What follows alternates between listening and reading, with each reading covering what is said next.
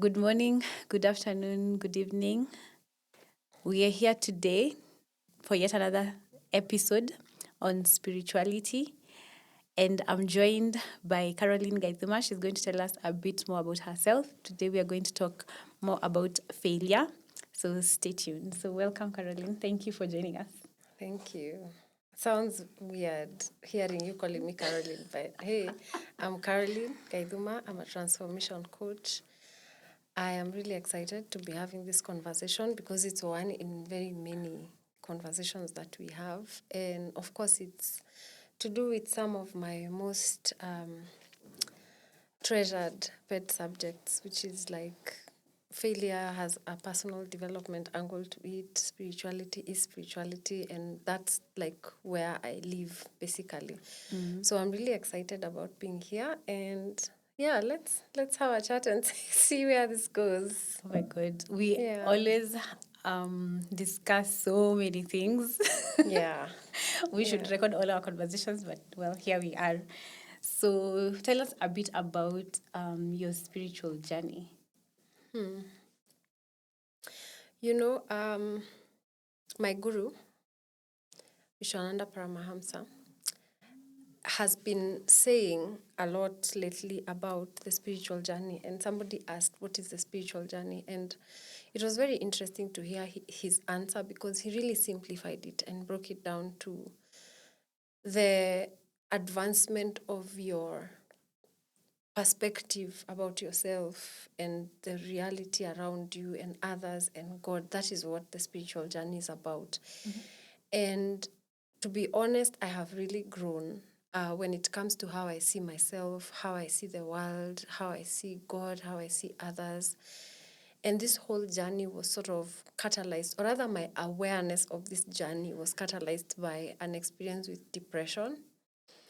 And from that depression came a losing of faith. I lost my faith, and like I didn't know, I had to start my relationship with God from scratch. And that is how now it turned out to what people can say as a spiritual path where I'm following this spiritual tradition. But when I look back, it has always been a spiritual journey from the day I was born. It has always been like I've always been getting opportunities in my life to know myself more, to know God more, to know the nature of reality more.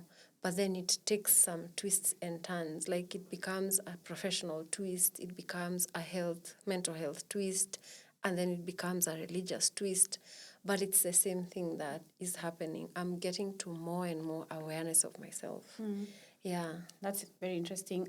Most people have this notion, and I did have this notion that the spiritual world is separate from the conventional or the material world. Yeah. So could you help us connect the two? How has it connected for you?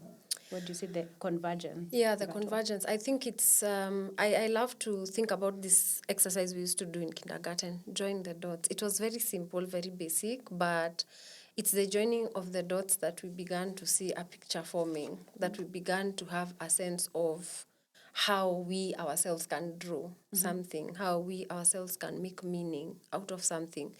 And so I've used that fundamental knowledge right now in my life to join the dots, you know. And one of the dots that really clicked is the fact that I am a soul. That was like the beginning of everything. I remember when I came out of a depressive episode, I was actually admitted in hospital, heavily medicated. And then one day I just stopped every medication, cold turkey. Then one day I just got a vision. And the vision was I saw a huge ocean and I saw a cup just scoop some water from the ocean. And I heard myself being told that you're the ocean in the cup. So that very deep understanding of who I am started to give me a sense of this whole picture. So it's like I was at a place where I understood that I don't think I know myself. And that's how the journey begins.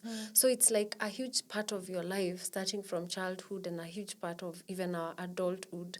We are building an image of who we think we are. You know, I think this person who has this level of confidence that can do this, and you build on that, you build on that. I think I'm this person, you know, and sometimes you're just building on what others have told you you are, or how others have treated you as, and you build that believing that that is who you are, until something in life just makes it all fall apart like a house of cards. And then you're like, oh my gosh, who am I? And that is the connection between this world and the normal world. Like in the normal world, you're always getting opportunities to decide who to be.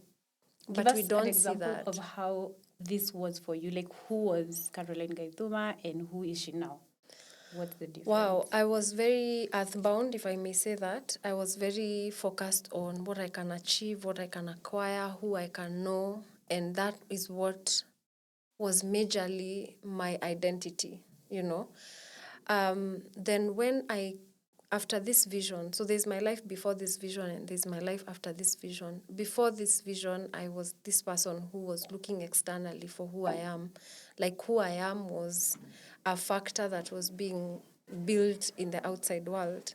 But now, after this vision, I came into the awareness of, first of all, I don't know myself. So I had a period of beginning to ask, what does this mean? Like, what does this mean to be a soul? What does it mean to be a soul? What does it mean to be an energy? You know, and so I started as a path of inquiry, if I may call it that. So I had a period of time where I did not know who I am. You know, I was just fumbling in the dark and I was lost. And even people would say I'm lost.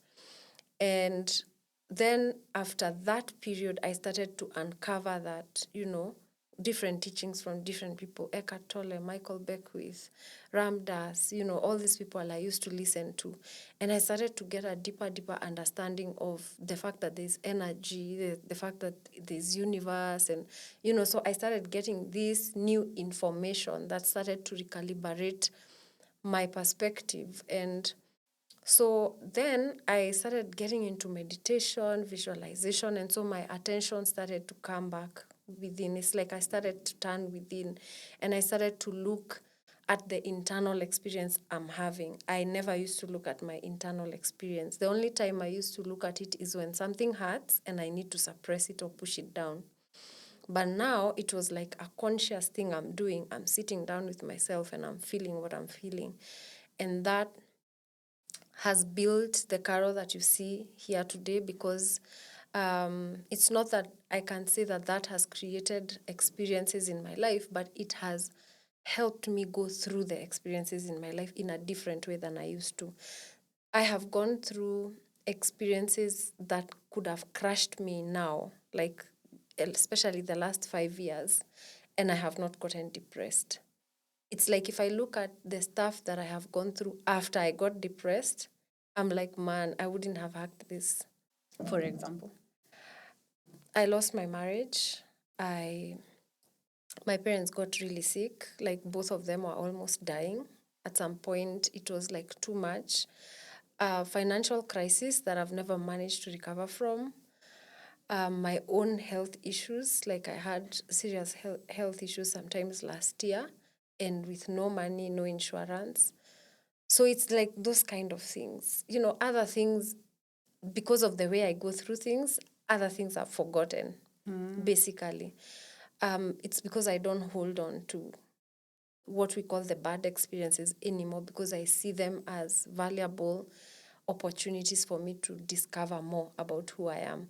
So what has really changed is how I go through life. And even though life has become tougher after this uncovering of this journey, the way I experience it is more magical. so I want the reason why I wanted to do this podcast is for people to be very in tune and in touch with spirituality. And the way you're saying your spiritual journey, I imagine. No, well, your spiritual journey post a certain period after the depression, Yeah. whatever you've been going through is what has helped you manage that period. So I think what I am asking is,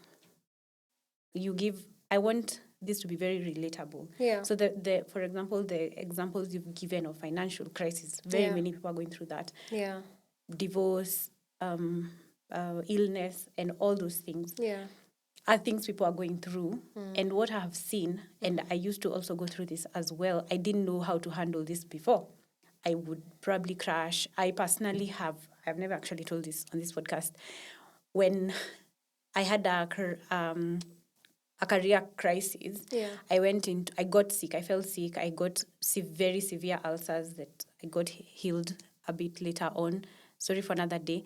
But I got severe ulcers, severe mental illness as well, which I never got diagnosed, but I think it was also depression as well. So how I used to handle life prior to a certain period, like 2019, when I started on my spiritual journey, was completely different, which is similar to what you're saying. So when you say you've handled those things differently, what does that mean? How does it look like? I want to paint a picture. So one of the things that has changed is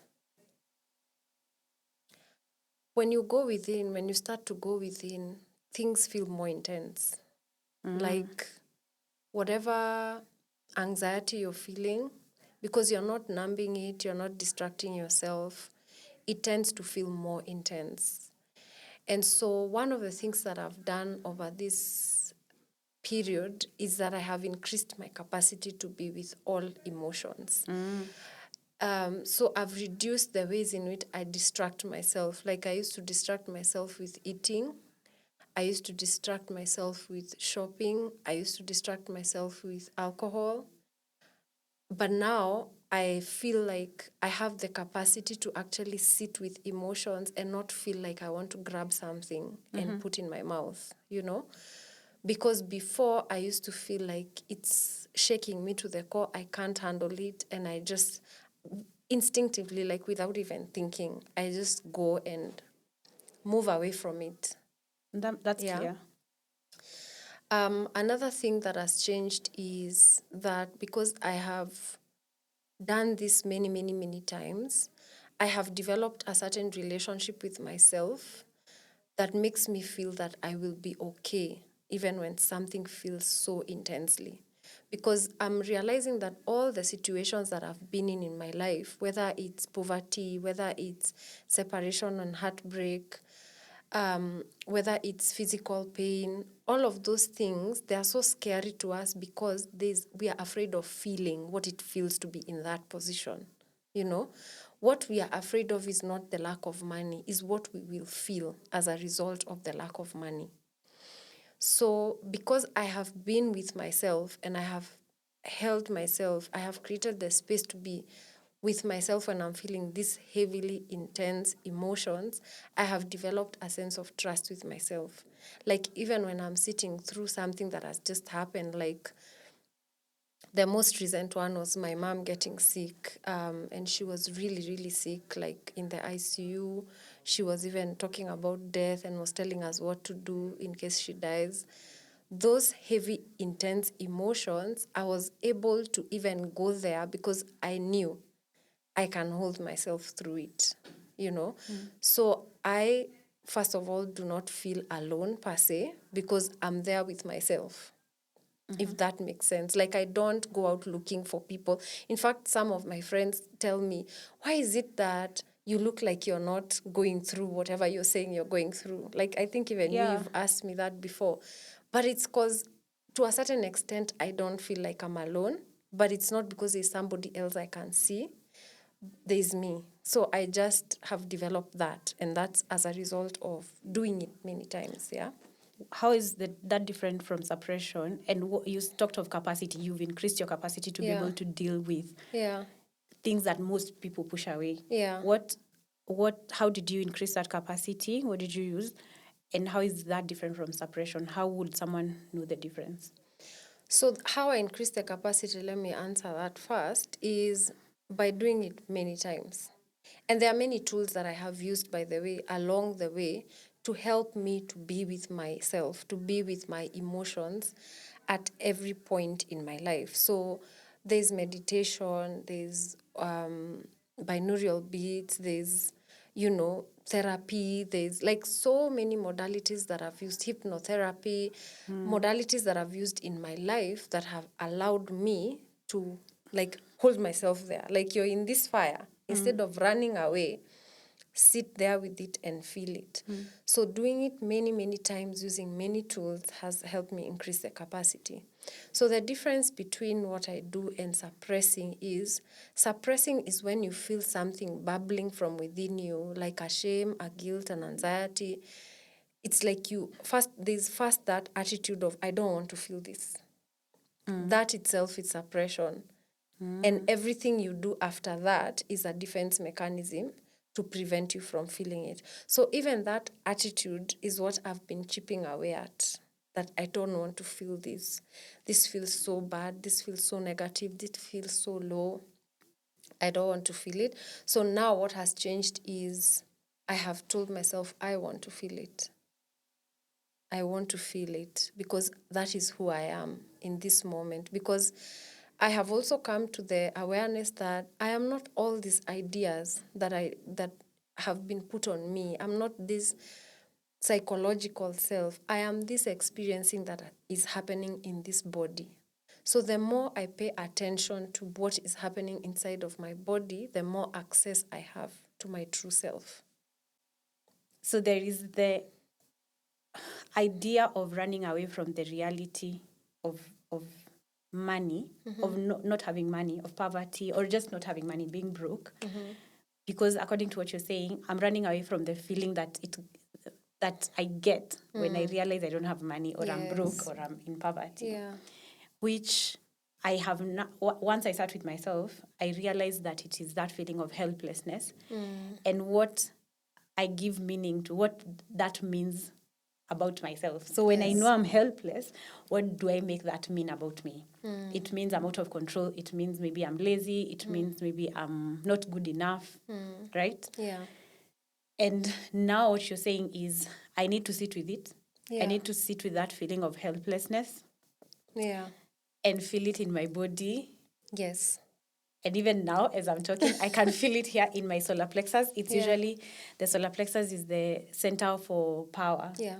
So yeah, that makes sense. Because when I feel helpless, you feel powerless. I feel powerless. Yeah. Oh, wow. Okay. So that's what you're saying. That's an Yeah. example. Can you give Yeah. us your own example of something similar to that? So you go. It's like, and what happens is that when you follow a feeling, when you start to feel, let's work with that one. Like, Okay. Let's say I don't have money for rent, for Rent. example. Yeah, because rent is a big thing. Like Yeah. rent is a big thing. So you're feeling like a certain type of way when you think about it. When you think, oh my God, it's 10th. It's 5th. Yeah. This is the deadline, and your phone is beeping, and you're thinking it's the landlord, and you have no hope of where to get money. You know, it's not like you're waiting for a deal somewhere or whatever. There's something that happens in your brain, like you start thinking of, automatically your brain starts creating scenarios of this will happen, this could happen, I will be thrown out, I will, like whatever it is that your brain starts to bring up, and it makes that feeling more intense, whatever you're feeling. But usually it's not even about the rent per se. If you go deeper into that feeling and you allow yourself to feel it, because guys, it's not just about feeling, it's about the insights that come as you go through the process of feeling. That's what this is all about, because that's how you discover yourself. That's how you discover how you think. That's how you discover how you're resisting life. That's how you discover how you're judging yourself, when you get into the feeling. So when you're feeling that way, sometimes you're starting to tell yourself, I'll be outside. Not the outside, the good one, like we outside, like partying. I'll be out there, and what will people say about me? That I'm not financially diligent, that I'm stupid, that, I'm indisciplined. Like all those things now start to come to the surface. And that's what was happening for me. And still does happen, because guess what? All this stuff that's coming up sometimes is from generations. Some of this stuff is not yours. Like those things that come up as thoughts as you're going through an emotion, some of it is not you. Some of it was your grandfather's fear of being arrested for not having paid house tax, and it's encoded in your DNA, because that's how the DNA expresses. It's the combination of experiences, not just characteristics. It's the emotional imprints, so a lot of the stuff that is coming up sometimes is not yours, and that's why it feels so terrifying. And sometimes that's why you have to also be patient with yourself. Like I used to sit, even now, like sometimes I sit and I feel like the feeling is becoming so overwhelming, like it's just becoming too much. And I have learned through my own practice that emotions last a maximum of like 9-10 seconds if you let it. But what makes it last longer is the stories we tell ourselves as it's happening. So you start to feel like this, and then you say, oh my God, it's getting bigger. It's gonna swallow me. It's like every new idea you add to it, it starts again. So you have like 9 second, 9 second, 9 second for a whole minute, and you're hyperventilating. And anxiety attacks. Exactly.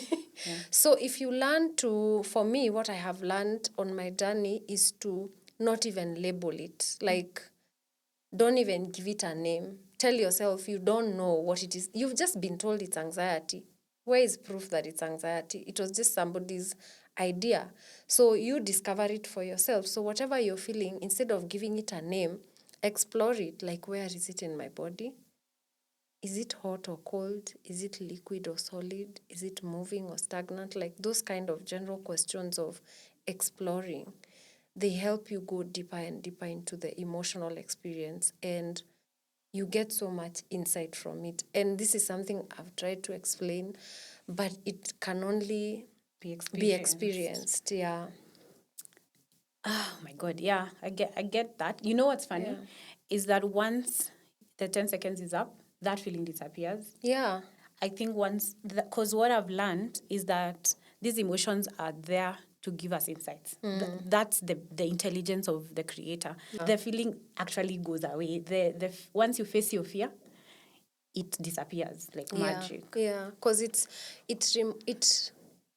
because a lot of the emotion in itself is not suffering. The story that you give it is the suffering. So when you remove the story, you remove the suffering. But I really, really would like to. I like the fact that we are saying that we've gone through this, so that it stops being preaching and it becomes stuff that we've actually gone through, and I have proof that I stopped feeling that helpless, that feeling of helplessness. Exactly. And it makes me take the next step. And you see, the other thing is that it's really hard to explain or to quantify unless you have experienced the thing, is that is how miracles are made, at least in my life. Because when I do that process, it sounds woo-woo and stuff, but this is how it comes down to like daily stuff. Like I'll do that process and a phone call will just come, or an idea will come that will make sure that maybe my rent is paid or it's forgiven, or is like something happens and it gets me out of this problem that I have, or it gives me more time to solve the problem, or it gives me more resilience to handle the problem. Like that is how I get solutions in my life. I have two questions. What would I feel like there's a misconception or a notion that spiritual people are poor. It's not automatically true because people like Ekatole have money. But there's that notion. And even in religion, we were taught that to go to heaven, you need to be, I think, happy at the poor in something. Or like it's hard for the rich to get into the there's that kingdom notion in religion, but I came into spirituality and still found it there. What can you say about money and spirituality, or money and God? I think there's something that we are really working through as humanity, which is that in this world and the way it's constructed with its capitalism and all that, we have been taught to give more value to money than who we are. And it's so ingrained in our daily life that we are making decisions for money as opposed to making decisions for us and what we want and what we want to create. And so that is what we are struggling with. So we are untangling ourselves from that belief. And that's why when, in my experience, I have realized that it was harder for me to deal with the subject of money when I became more spiritual, because it felt like that is a thing of the world. You know what I mean? It's like I'm leaving the things of the world behind, and yet I need this thing of the world that is actually very important to ensure that I have a place to stay, I have something to eat. And so it's quite a difficult disentanglement, because you have to look at your own judgments around money, you have to look at your own beliefs around money. And just the same way I was saying earlier, when you decide to look at something, it's like intensified and it magnifies because you're paying attention to it. So I feel like that's why it's a huge subject in the spiritual circles, because if you leave the spiritual circles and you go into the world, it's not a big deal. It's like we are making money, like we are not making a deal out of it. But when we come to the spiritual circles, then we're like, are we charging? Are we not charging? Are we asking for money? Are we not? Are we earning it? Are we not? You know? It's because now we are questioning. It's like the same way, if you're not questioning your identity, you will not be in any crisis. You'll be That's just so flowing in ignorance and just doing your thing. You will not be struggling with inner conflict, because you're just like, you know. But the minute the question arises of who am I, then now you're questioning every action you make, every thought you're thinking, every emotion you're feeling. So I think that is why money is like that in the spiritual circle, because we are looking and we are seeing, am I attached to it? Have I made it a part of my identity? How is it influencing me? So the work that you're doing usually seems more difficult than the work that you're not doing. Basically, because that one is just sitting in the in folder. You're not working on it. But this one that you're working on looks messy, looks hard, just because you're working on it. When I have gone within myself and been real with myself and true, sincere, honest with myself about how I feel, how I'm acting, what I'm doing in the subject of money, that has given me a lot of value. Like doing that has given me a lot of value, because I get to see how I'm made up, like what's my internal makeup. And for me, that's the win. So I say use it, like use that to work on yourself. Like don't run away from, untangle the whole thing. Don't run away from whatever. I don't have an answer of what you can do to make more money. All I'm just saying is be with where you are. Like, how do you feel about your money situation? If it comes up for you. Yeah, if it comes That's up for interesting. you. And how do you feel about how you've carried that relationship? Like, do you feel like there's something you could have done or you shouldn't have done? Then look at that, feel that. Do you feel like there's something you ought to be doing and you're not doing, or something that you ought not to be doing and you're doing? Look at that. Like, just, it's, you see, we make it a money issue, but it's really It's a not life a money issue. Yeah, It's a I've just life literally issue. just seen that. Yeah. The problem is compartmentalizing Yeah. money, spirituality, work, nini. And then you think Exactly. it's about each subject. So Yeah. it's not a subject on its own. It's just fodder for your inner work. Yeah. It's just fodder for life, Basically. And you're looking outside of yourself for solutions. So even though the information we get, like from coaches and mentors and entrepreneurs out there and whatever, is important, what is most important is your own experience. And that's what we are not looking at, because we are not valuing it. We don't feel like my relationship with money is valuable because I'm not Elon Musk. Yeah, actually, that's, You excuse know? me. That is so profound, actually, because when you said entrepreneurs and they're giving us how-tos, Yeah. we live our experience and we start trying to implement the how to, Yeah. but it doesn't work because there's all this frustration of are these things not working? Why have I done everything and it's not working? Yeah. Because I'm actually not dealing with the thing that I needed to work on from the beginning, which was my relationship with money and my experience with money. And not just mine, but the ancestors, because you said it's stuff that's coming down all the way from. Can you say more about that? Like stuff we carry from epigenetically. Yeah. People. It's like you see you yourself are, how do I say it without sounding weird? We sound weird all the time. It's like you are an interface. You know, like the way you look at the TV and you see people acting there or somebody reading the news there, but if you open the box, that's not where they are. You see, it's like the TV is just showing something else, like a combination of information that's coming in. So this is an interface of some genetic material that is in your DNA that's expressing. So what determines whether you express this way or that way is determined by so many factors. But the fact is that it's all sitting there. Some of it is dormant, will never express, others will express and stop expressing based on the environment you're in, based on your level of consciousness. So you have all that data inside of you. You get. So the more, and that's why we are implored to elevate our level of consciousness so that we can express the genetic material that is going to propagate us to where we want to be, because you have everything within you, like from everywhere, you know. So that's what it is. Like you're just expressing DNA, and so you can choose to repress for this to be dormant, for this to be repressed, for this. It's all about your level of consciousness. So I feel, because it's not a matter of can I be this or can I be that. Like if somebody told you can be anything you want, you know, we hear it like it's cliche, but it's true. It's all sitting in your DNA. There's so much information. It's not even thousands of terabytes. There's so much information from way back as human evolution. So you have all this information that can express as you using this body in this time and space.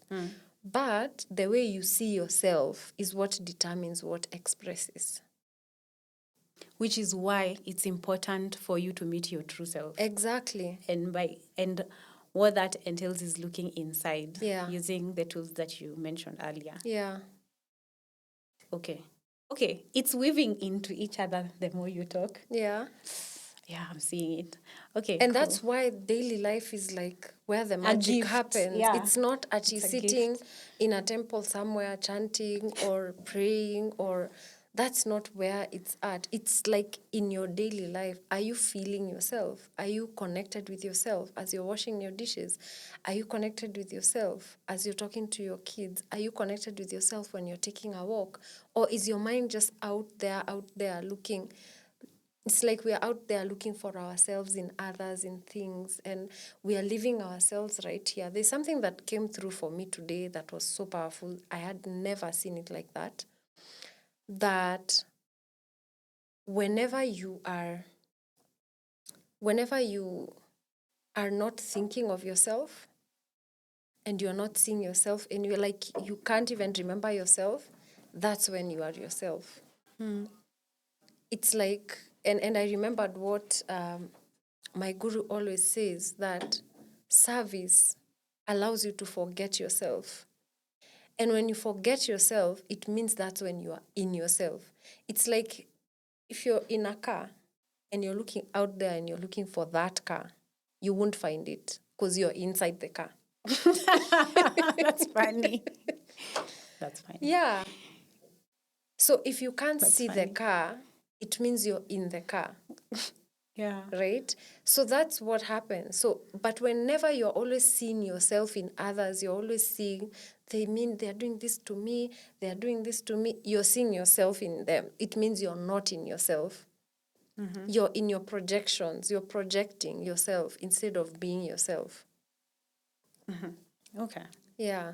So it's like now when you turn your attention towards yourself and you're fully in yourself, all you think about is, how can I serve? What can I do to make somebody else's life better? And it's not that you have denied yourself. I know there's this gospel of self-care and all that. It's not that you have forgotten yourself in that sense. Actually, the more inward you turn, the more you know yourself, the more you're in yourself, the more you care for yourself. And that's the only time you're able to care for others. Yeah. I know. I long for the day this will stop being theoretical and it's practical for so many Yeah, people. for a lot of people. Yeah. But it starts takes there. time. It starts there and Yeah. it doesn't even take time. It's every moment we have is a moment that we can actually look inside. And by look inside, it's another thing I even like coach about is just use your five senses. The way we do it in meditation, just feel the weight of your body on your chair, all that. Yeah. When you mentioned washing the dishes, just feel the water. Just be present with whatever it is. Just use whatever you have around you to be Yeah. present. Because when you're present, you're inside the car. Now you are able to be like, Yes. oh, this is the car I've been looking for. Exactly. And you It's stop that being simple. defensive. Because again, there's something I've realized, that there's a whole mechanism that when you're not in your body, let me use the same car analogy. When you leave your car, what do? You set off the alarm, like you turn Lock on it. the alarm. So if you're not there and somebody goes and touches your car, that car will be screaming all over. It's the same thing. When you're not present, you're very defensive. You're very like in an automatic, robotic place.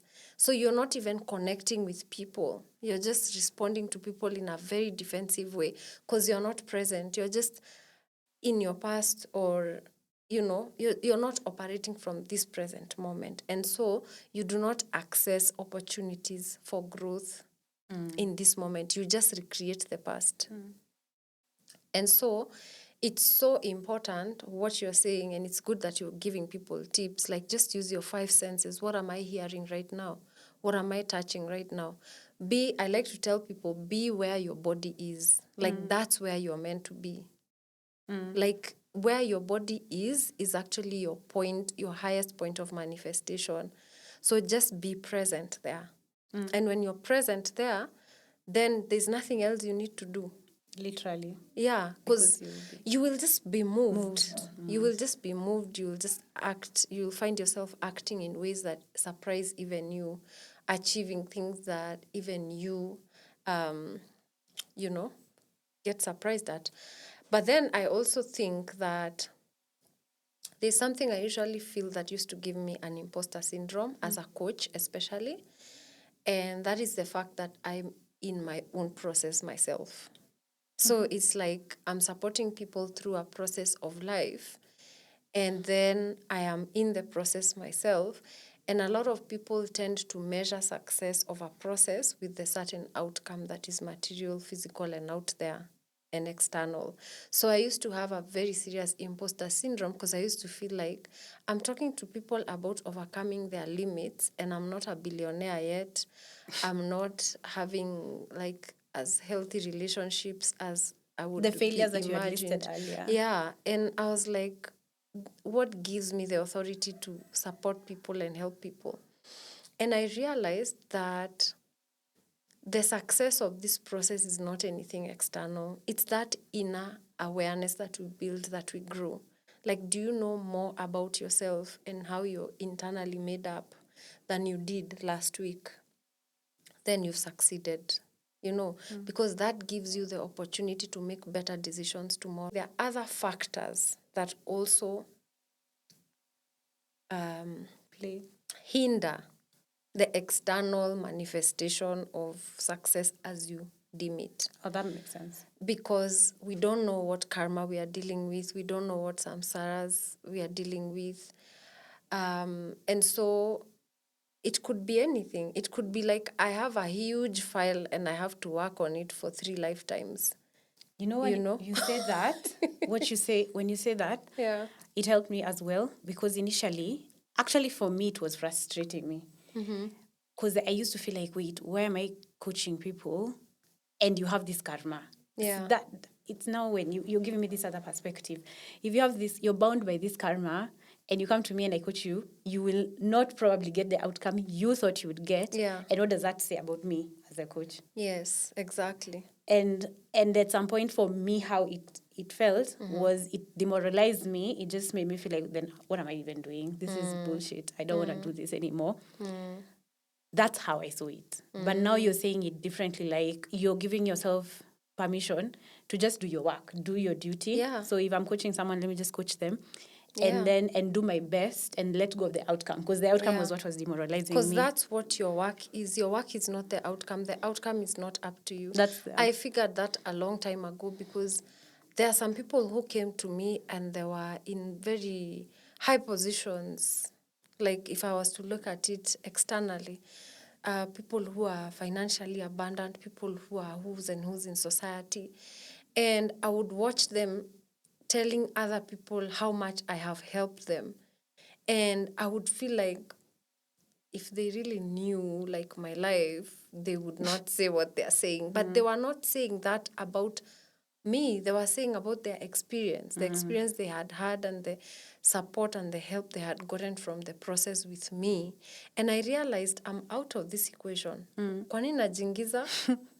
I am not part of this. I'm just a vessel that is being used by God to get them from point A to point B. And that has nothing to do with my state. You know, it's like how in the Bible, Moses took a whole tribe from slavery through a whole desert, and he was a stammerer. Like, you're supposed to communicate with Pharaoh. You're supposed to, because that's diplomacy, to get slaves out of out of somewhere. I'm just thinking of Zelensky and Trump. Oh my God. And you're stammering. You're like highly disqualified for this job. And that's why you got the job. So that you never stand somewhere and say, it was me. Yeah. So I realized that my life is just supposed to be as messy as it is.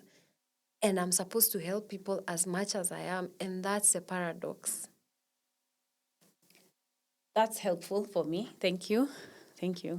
And I guess the reason why I've gotten this is because I allowed myself to go through it. The same thing we've been talking about. I gave myself permission to be like, I feel like an imposter and this is bullshit and it's fine. And I'm not going to avoid it. I'll still accept more people. So this is very helpful for me. And then you accept when people tell you, you have really helped me. That was so shocking. I'm like, watcha. Because that's what you block. That's what you block with this imposter thing. You tell yourself, they're probably not helping anyone. They're probably just being nice. Yeah. And then one day I was like, okay, he's being nice. There are too many people being nice. Why are they being nice? And then I started to believe it. I was like, actually, yeah. Because I included the idea that divinity is actually doing this. That's the thing. Because I realized with every session, I'm also growing. I was like, I needed that. I actually prayed for that yesterday. And I've gotten it in this session with this person. And then I was like, wait a minute, are these sessions for my clients or are they for me? You know, I've just gotten an epiphany moment just now that even this podcast, this whole time, I've been doing it as me bringing this information to people. But I've just thought right now, wow, wait. Maybe it's the divine using me to get whatever information the divine wants to get out. And therefore, for you as well. For me as well, I've already gotten so much insight from this conversation for sure. Or maybe this whole setup is just for me. It's for you. It's actually for you. Because if you look at even those people who become famous finally, and they blow, like that blowing serves them. Like they create lives they were dreaming about. But why are they blowing? Because they've offered the world a piece of themselves. You know? So it's like when you say Jesus yes Christ. to serving, that's what I'm saying. Like when you say yes to just forget about yourself and think about what you can offer, think about who you can serve. When you show up and serve, you will realize that you are the one getting served all along. I swear, I have a feeling that's what's happening. I feel like I'm on a different level of my growth in consciousness. And this podcast specifically is mine to grow. The same way for me, positive intelligence coaching was, I knew from the onset it was for me. Yeah. It wasn't for my clients. It was for me. So And I guess do you remember this is how you were another resisting? thing. I was like, even this one, I've resisted it I was reminding you, and I'm for like, so long. It's actually you who Yeah. reminded me. This is so funny that I'm getting the same insight about this podcast today. This is crazy. Yeah. Oh my God, thank you for that validation and reminder that it's the divine working for me, serving me. But I Yeah. like that in my mind, when I got myself out of it, I was doing it for people. Like that was the Yeah. intention I put out there. And that's how it's That's supposed to be. crazy. Like, that's why it Gosh. worked. It only worked because you forgot about yourself for a minute. For a minute. And you see, what happens is that in this world where the whole system is pushing us to a corner, it's like trying to get us to not forget about ourselves. It's like you're being put in misery and poverty so that you keep thinking about yourself. I don't have this, I need this, I don't have this.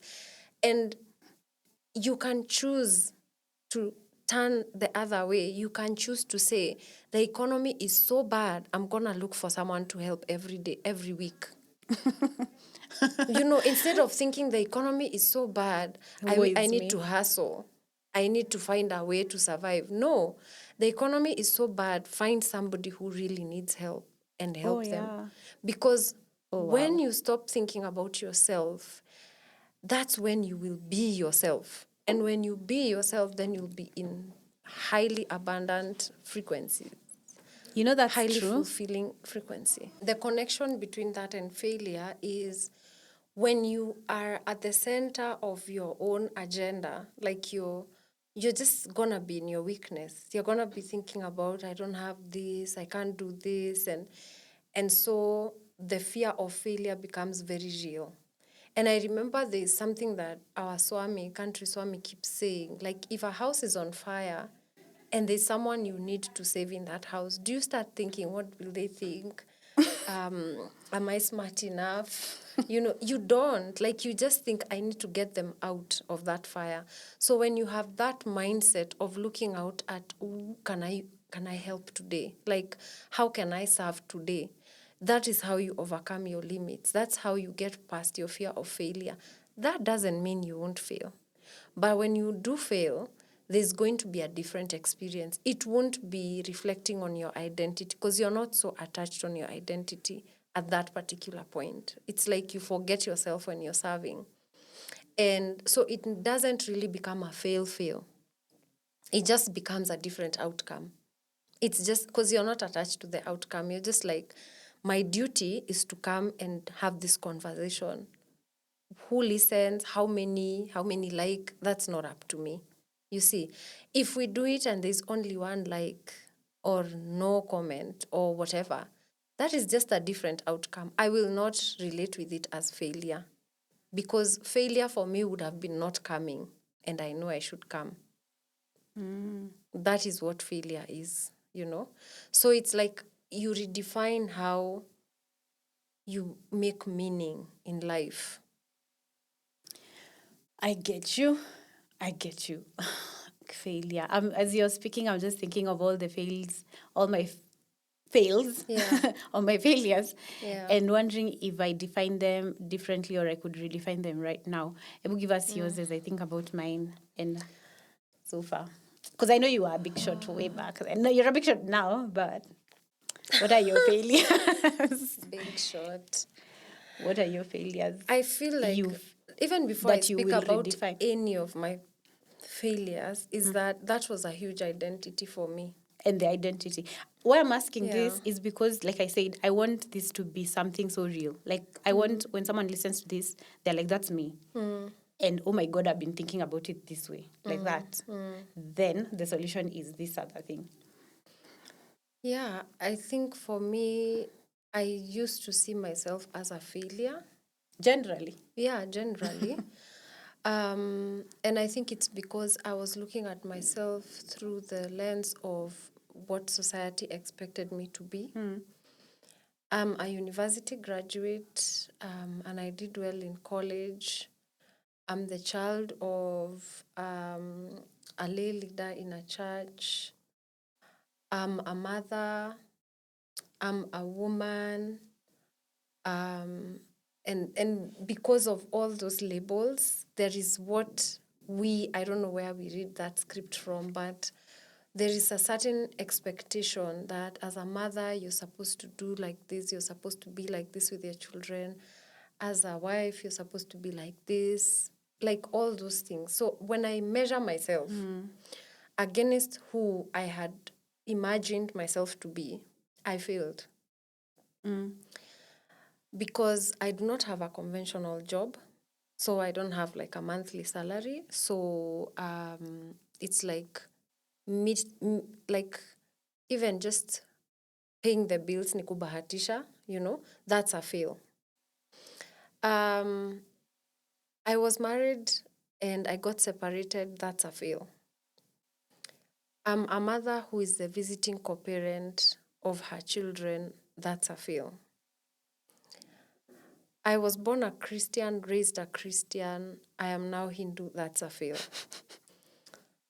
And then I remember being told that, Caro, you're very intelligent. That's true. You're very intelligent, but I don't understand why. But I don't understand why you're not driving big cars, living in, I don't know, posh estates and bowling, literally. Like, what is it? How are you not using your brain? You know? But I realized that it's not the brain that gets us all these things. It's not even the brain that has gotten those people who are there and we aspire to be there with them. It's not their brain. This is a whole divine cosmic play. And God decides where you are when you are there. And all you can do is do what He gives you to do every day. And I think that is the thing that has allowed me to have a positive attitude towards failure, because I know, like, I have shifted it from the outcome, like failing is about the outcome. Now it's not about the outcome. Now for me, failing is about am I doing my duty or not? Like if today I felt my heart calling me to do this podcast, did I honor that? Did I not honor that? And even when I don't honor my heart's call in the daily life that I'm living, and I realize that and I see that as failing, I go back to God. And I'm like, please, this is what my experience was. I didn't do it because I have this fear. I didn't do it because I had this hesitation. I had this resistance. And I don't know what to do because this is where I am. And so I show up to God and I'm like, here is my humanity. Like, it's not even like, it's like I tap into an innocence within me. It's not about anything I did or didn't do. It's just who I am as a human being. And I need help to transcend my humanity so that I can show up in the way that would be greatly useful for your mission on this earth. Yeah, so that's how I see failure. And so when I look at all those things that I labeled as failure before, I look at them with the curiosity of, I want to learn how I was showing up in my marriage. I want to see. And it's just been in the last 2 years that I've allowed myself to see how I showed up in that marriage. And it wasn't easy. It wasn't easy because it was always a story of me being on the right side and he being on the wrong side. And it was never about that we are having this divine experience and we are curating this thing that the divine wants to use to teach us and our children something about who we are. I had never seen it like that. I had always thought about it. It was supposed to happen. It was supposed to last forever. It didn't. And it was because of yada, yada, yada. And now I look at it and I'm like, first, let me see how I showed up. And I look at myself and I'm like, wow, you are really wounded, girl. Like, this is just a demonstration of your wounds. And I look at it and I'm like, I have compassion and empathy towards myself because I didn't know any better. And I also move away from being the victim.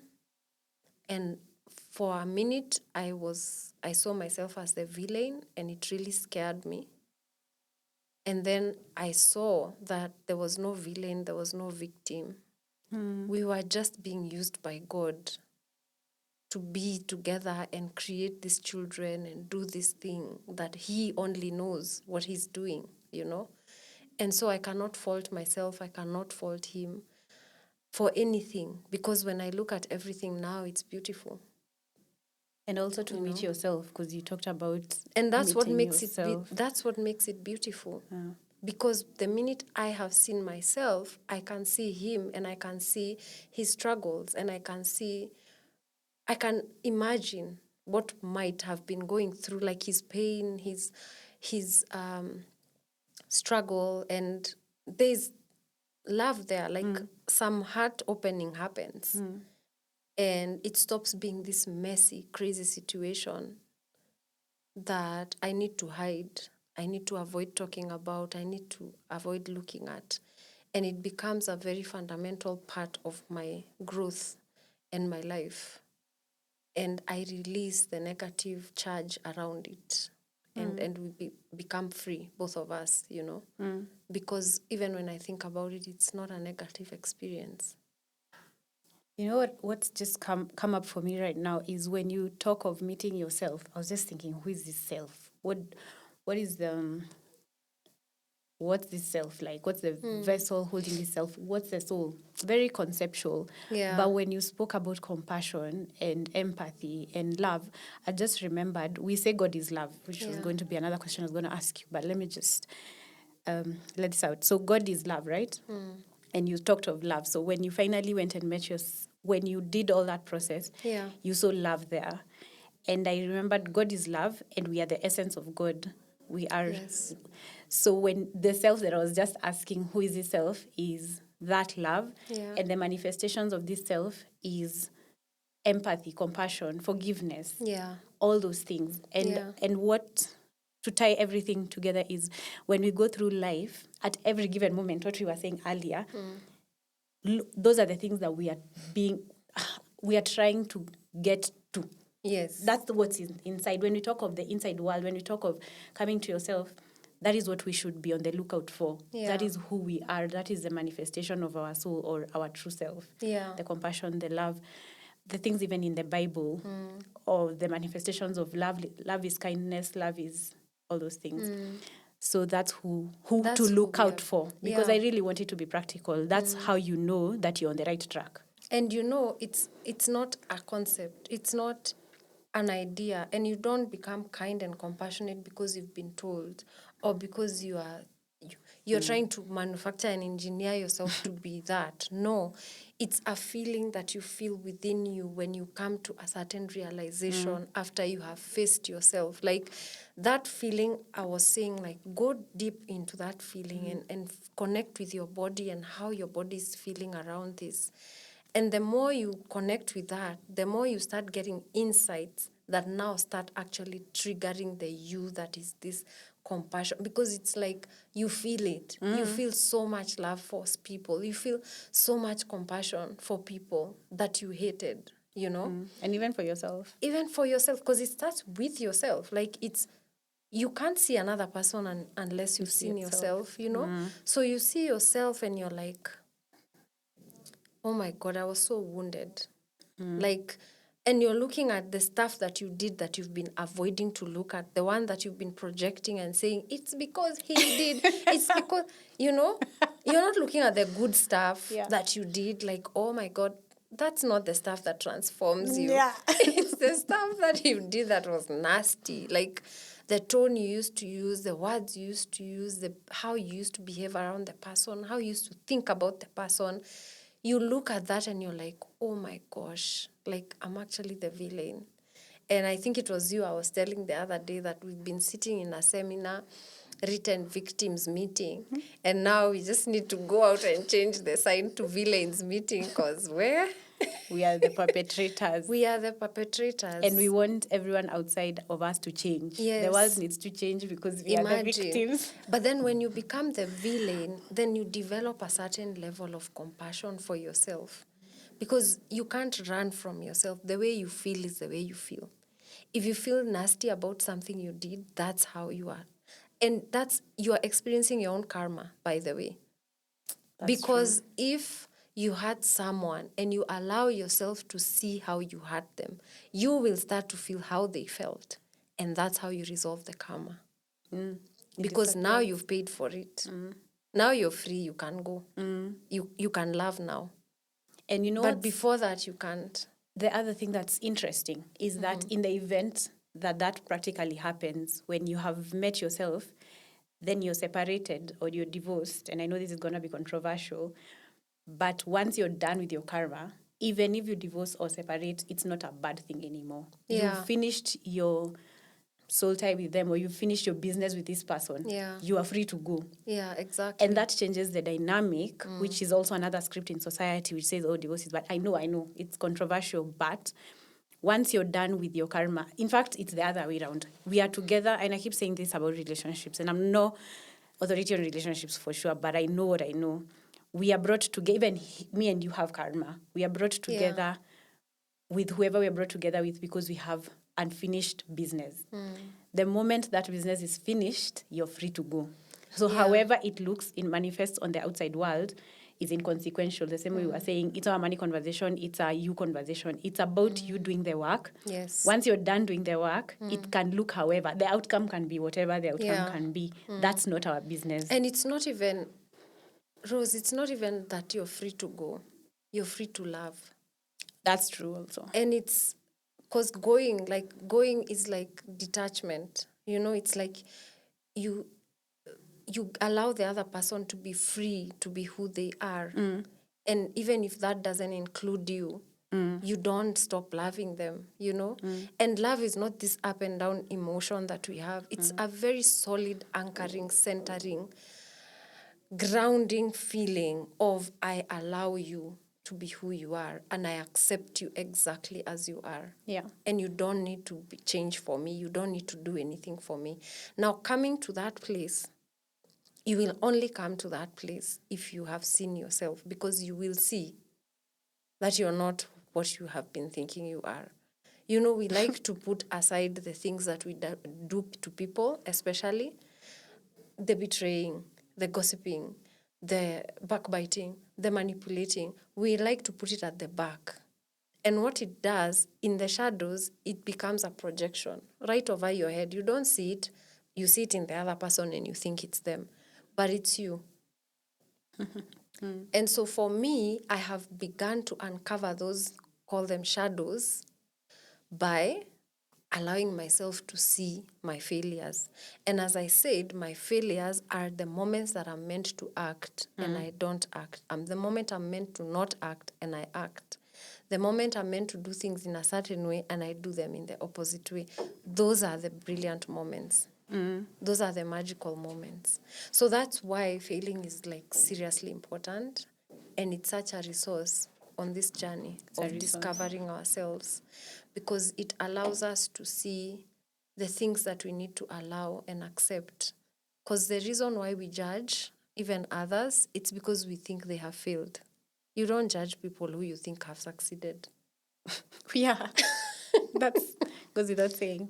That's true. Yeah, you judge people for their failures. And that can tell you, your own judgment can tell you where you think you are failing. Because whatever you're judging other people for, you're judging yourself for it as well.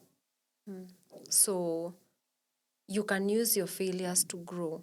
You can use every single life experience is potent with, like it's a portal. Every single opportunity is a portal into your highest self. You just need to open your eyes. You just need to be present. You just need to allow. And you just need to value your life. Because I think we value other people's lives more than we do our own. You'll find somebody reading autobiography after autobiography. They can't remember their own life.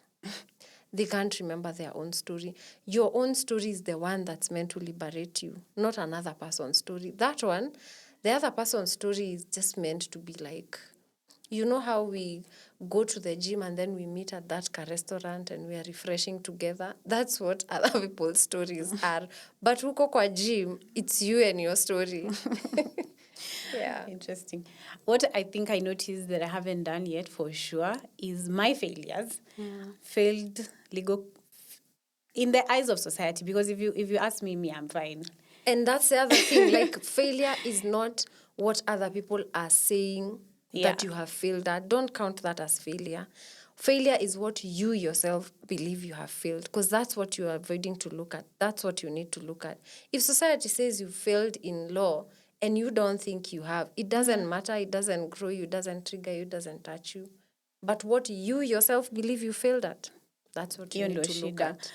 I Yeah. guess that's something I will have to look at. Okay, so just yesterday, we have this conversation very raw, is when I came face to face with my failures. I had never looked at them because I was the victim of circumstances. Yes. So when I listed them down. I even wrote an article, it's out there somewhere, about my and I was looking at myself as a failure. Like what is same thing? You have this brilliant brain. Why aren't you using it? Yeah. What's wrong with you? So, and that's me telling myself, but it's being echoed also from the outside, because there's also a projection. So legal, coaching, I don't know. I was probably even thinking even this podcast is gonna just fall in line soon. Just that negative noise. Then at some point I was like, no, I don't think this is true. There's something untrue about me being a failure. That I Yeah. was like, I don't feel like a failure, because I've succeeded at identifying that I'm not a failure. So I'm like, that's a win. But what I know I haven't done that you've said is that I need to still go back to that list. There's still a list. I need to go back and see my contribution to that list. I don't think I've ever Yeah. done that Yeah. and put myself in that chair and interrogated myself and what my contribution was to whatever outcome. Now I'm just gonna call it an outcome. Yeah.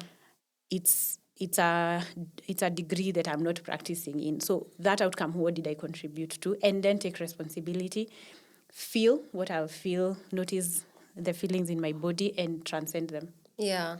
That's what I'll Yeah, do today. that's the process, and that's a beautiful process. And for me, let me tell you the depth that I can say liberated me. It's there are places, there are aspects of those different experiences that I felt that I felt. Like, I felt that I failed, and I believed that I failed, and I was trying to look at it in a different way so that it doesn't look like I failed. You know? Mm-hmm. And then I stopped myself and I was like, no, I actually failed. And I'm going to sit here on this failure chair and feel how it feels to be a failure. Mm-hmm. And that was really transformational because being in that weakness, because it's a weakness, it's a human feeling of weakness, it made me need the Lord. Come to Jesus moment. It made me need the Lord because I cannot rationalize my way out of it. I am a failure. And then, so what gets me to be a different person, or what gives meaning to my failing? It's only God. Only God can come in and turn any situation around. And so I called him in my moment of failing, in my moment of being a failure. And somewhere down the line, he showed me that I was very beautiful and valuable, even as a failure. Like, I didn't need to move from that chair. I didn't need to see it any differently. I just needed to know that I'm bigger than that. That is an experience I had, and it's not me. That me, who I am, is the one who can be in that space and not be moved or devalued by that Touched by it, experience. yeah. Yeah. And so I didn't need to whitewash it. I didn't need to positive think it. I didn't need to, to add aromat. I just needed it to be as messy as it is. And I sat there with it and I was like, I'm such a beautiful failure. I'm such a valuable failure. And the thing that added value to that moment and to that experience of feeling is just my acknowledging that I felt. That's what makes it beautiful. Because the whole world will change when I start avoiding the fact that I failed. Imagine all the mechanisms I have to create to hide the fact that I failed. Yeah. How much deception and manipulation I have to orchestrate and to change, to create illusions so that people don't see and realize that I failed. Imagine the disservice I'll be doing to myself and to others. But what if I just sat there and nikwetuka museum, watu wanakuja, that one failed. Imagine how many other people will be validated. Yeah. Because they'll be like, she's there. And she's like, even me, I can sit with mine. You know, and I'll stop expending all this energy to run away from myself because I am all of it and none of it at the same time, you know? So, yeah, like the worst shadows that come at us are the ones that we refuse to acknowledge. And the reason why we refuse to acknowledge our shadows is because we think that that is who we are. Cindy, that is why I know I need to do that work, because if I don't do it, another one will hit me.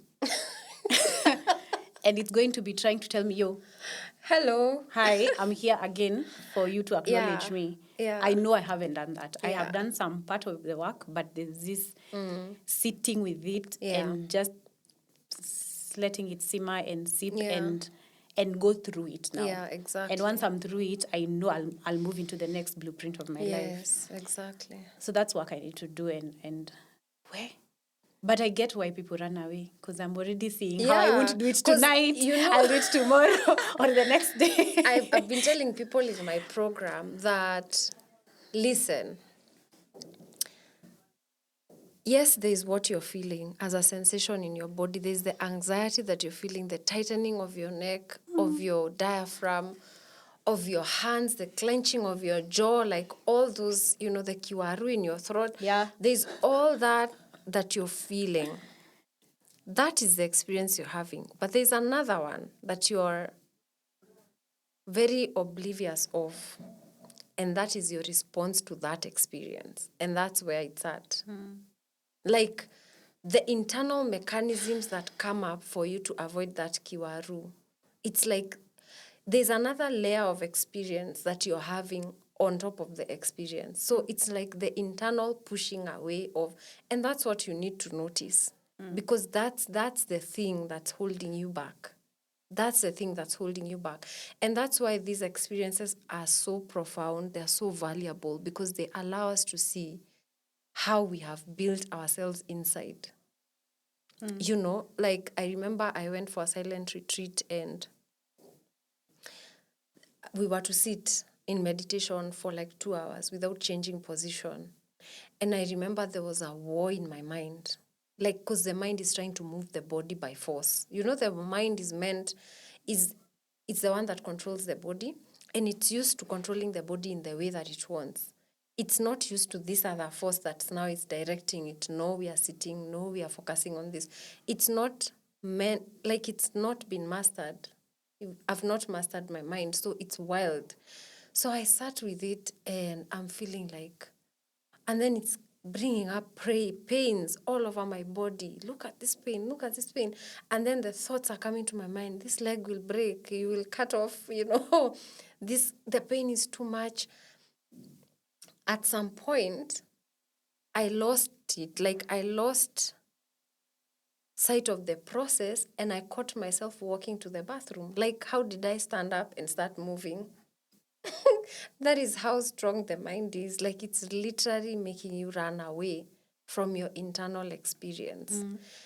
And that mechanism, you don't see it. You just see the experience. You just see the sensations in your body. You don't see what your mind is doing to keep you away from staying with that sensation.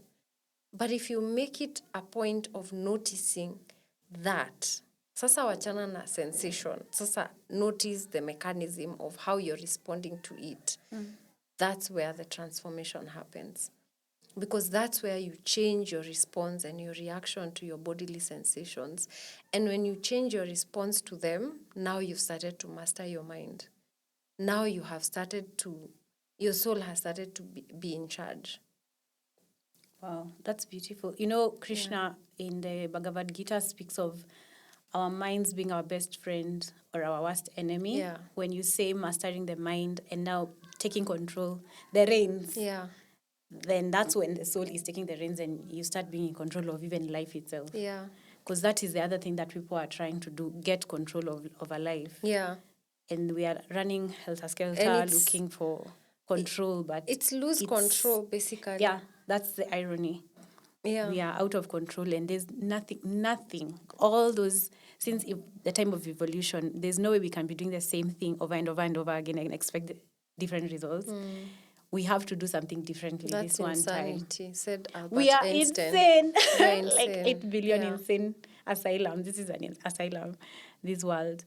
So we need to do something differently. And that means for me that the mind is the one that's been controlling all 8 billion of us. And someone just needs to choose differently and be like, no, I need to control this mind. Yes. So that you can start serving me. Yeah. And Or that even means you have to know that you're a soul, and you need to even Exactly. know what that looks like. Yeah.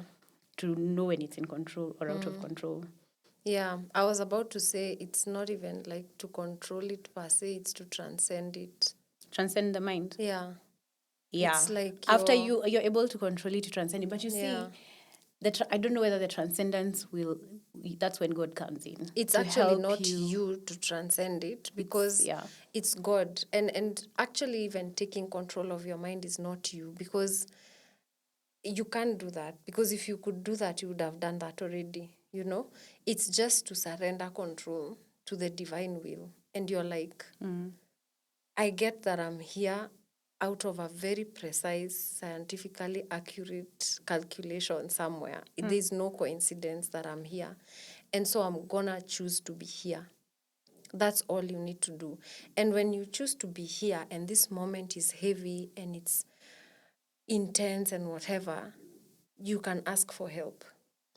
And when you get to that place of asking for help, that's when everything flows. And it doesn't matter where it flows to or how it flows. Ultimately, you'll be peaceful. Ultimately, you'll be joyful. Ultimately, you'll be playful. And that's what matters. What matters is not where you are in life. You know, sometimes we think that we will only be happy if we are here or we are there or we have this or we don't have this. That's not what will bring us joy. What will bring us joy is our connection to ourselves. How deeply connected are we to ourselves? Are we connected to God? That is what brings happiness and fulfillment. And it doesn't matter if you're in the gutter. It doesn't matter if you're in mass. It doesn't matter if you're on Hollywood. What really matters is how connected are you to yourself and to God. And that's what will determine whether you're happy or not. The last question, who is God to you? This God that you're saying that we need to be connected to. Yeah. To me, God is the experience that I have when I'm completely still within myself. God is that which, God is personal. That's number one. God is really personal to me. God is a personality to me because I can somehow feel his personality. But ultimately, if I'm to bring it back down to like the layman practical language, God is that experience I have when I'm fully present within myself. There is something that happens, I feel moving inside of me, that is an intelligence that shoots up ideas and insights from the deep stillness. So it's like I'm feeling into my body and I can feel my bodily sensations, and then I feel like I'm carried to a place where there's knowing. I know this, I know that, I know. So for me, that's the experience of God. So I cannot say that, I can't quantify and say this is God as if it's one thing. So I can only say I have smelled him. I have gotten clues about him. He's yet to reveal himself to me, but that's how I know he's there. Yeah. That's beautiful. I just had this thought of be still and know that I am God. That flashed in my mind. Yes. Cool. Maybe one day in this life he'll reveal himself to me. Yeah. Thank you for coming. It was so lovely to have you. It's always a pleasure. Yeah. Yeah, until next time, Oh. have a good one. Goodbye. Ta-ta.